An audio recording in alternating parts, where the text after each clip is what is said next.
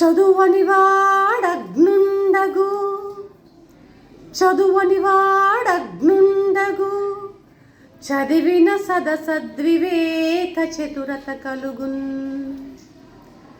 చదువని వాడగ్నుండగు, చదివిన సదసద్వివేక చతురత కలుగున్. చదువగవలయును జనులకు, చదువగవలయును జనులకు, చదివించెద ఆర్యులొద్ద చదువుము తండ్రి.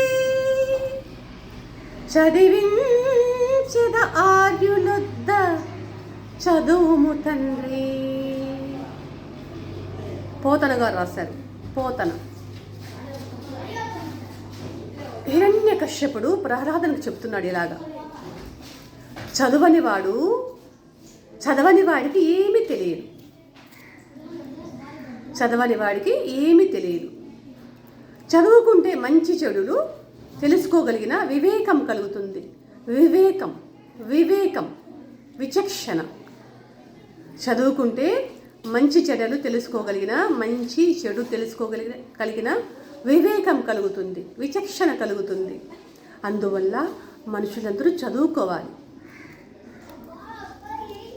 ఉత్తములైన గురువుల వద్ద నిన్ను చేర్పిస్తానాయనా, ఉత్తములైన గురువుల వద్ద నిన్ను చదివిస్తానాయనా, చదువుకో అంటున్నాడు హిరణ్యకశ్యపుడు ప్రహ్లాదునితో. ఎంత మంచి కదా, ఆణిముత్యాలు, నిత్య సత్యాలు ఇవన్నీ కూడా. మనం కూడా పిల్లలు ఎక్కువ ప్రాధాన్యపడతా ఉంటాం కదా, చదువుకోనైనా అని. ప్రజెంట్ చదువుకు విలువ మారిపోయింది. చదువు అంటే ఉద్యోగాలు, ర్యాంకులు, సంపాదన ఇలాగా మారిపోయింది. కానీ చదువు అంటే అర్థం ఇది. చదువుకుంటే మంచి చెడ్డ తెలుస్తాయి, వివేకం కలుగుతుంది. ఇది ఓకే. Thank you. చదివించెదార్యులొద్ద చదువుము తండ్రి. పోతన గారు రాశారు. పోతన. Okay, thank you. ఇంత మంచిగా నేను కూడా అంతో ఇంతో మంచిగా ఓకే చెప్పగలుగుతున్నాను ఈ పద్యాలు.